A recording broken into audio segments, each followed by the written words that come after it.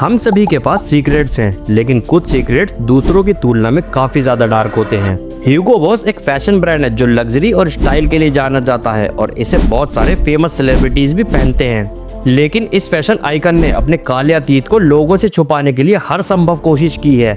ये कहानी है कि किस तरह से ह्यूगो बॉस ने हिटलर का समर्थन किया, नाजियों के लिए वर्दी बनाई और फिर भी किसी तरह से अपनी छवि को साफ कर लिया और एक इंटरनेशनल फैशन लग्जरी ब्रांड बनाया। ह्यूगो बॉस का जन्म 1885 में जर्मनी में हुआ था, जो अपने कपड़े इंडस्ट्री के लिए काफी ज्यादा फेमस था।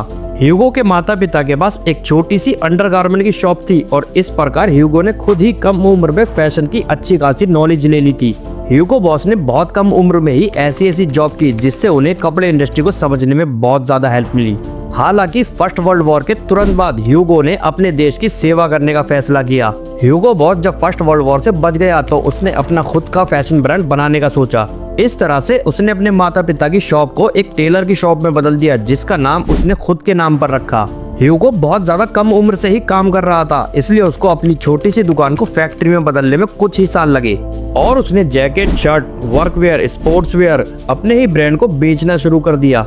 एक बिजनेसमैन के तौर पर उसने अपनी इस ह्यूगो बॉस को एक बहुत बड़ा बिजनेस बना दिया और जल्द ही इस कंपनी के कपड़े पूरे जर्मनी में बहुत ज्यादा फेमस होने लगे। कुछ टाइम बाद एडॉल्फ हिटलर सत्ता में आया और ह्यूगो बॉस ने इसे एक अपॉर्चुनिटी समझा। ह्यूगो जानता था कि हिटलर के साथ रहकर उन्हें बहुत ज्यादा तरक्की मिलेगी, इसीलिए उन्होंने 1931 में नाजी पार्टी को ज्वाइन कर लिया। ह्यूगो बॉस ने नाजी पार्टी के बड़े बड़े सदस्य के साथ अपने बहुत अच्छे रिलेशन बनाए ताकि उनको वर्दी बनाने का कॉन्ट्रैक्ट मिल सके और उनका ये फार्मूला काम कर गया। धीरे धीरे उनको वर्दी बनाने के सारे कॉन्ट्रैक्ट मिलने लगे, इसीलिए केवल 6 मशीनों के साथ ह्यूगो बॉस ने वर्दी बनाना शुरू कर दिया।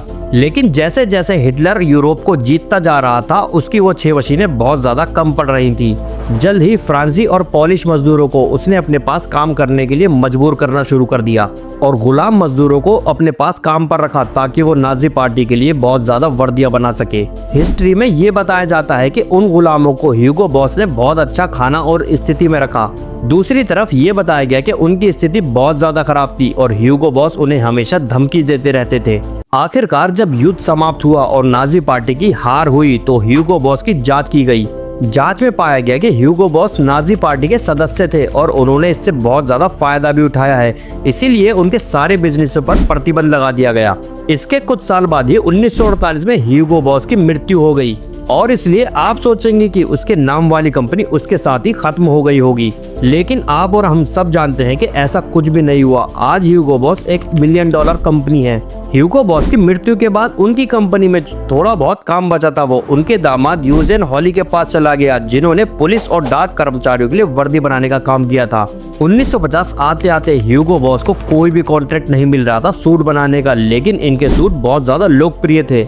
तब उनके दामाद ने इस कंपनी को रीब्रांड करने का सोचा और नाजी अतीत को धीरे धीरे समाप्त करने के बारे में ध्यान दिया और उन्होंने धीरे धीरे बेस्ट क्वालिटी के सूट बनाना शुरू कर दिए, जिससे उनको दोबारा ऑर्डर मिलना शुरू हो गए और धीरे धीरे ह्यूगो बॉस एक यूनिफॉर्म ब्रांड से हटकर सूट बनाने वाली एक बहुत बड़ी कंपनी बन गया और इस तरह ह्यूगो बॉस जर्मनी के अंदर सूट बनाने वाला फैशन आइकन बन गया।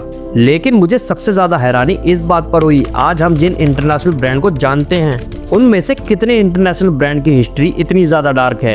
अगर आपने अभी तक इन कंपनियों की कहानी नहीं देखी है तो ईमानदारी से कहूँ ये बहुत ज्यादा चौंकाने वाली बात है।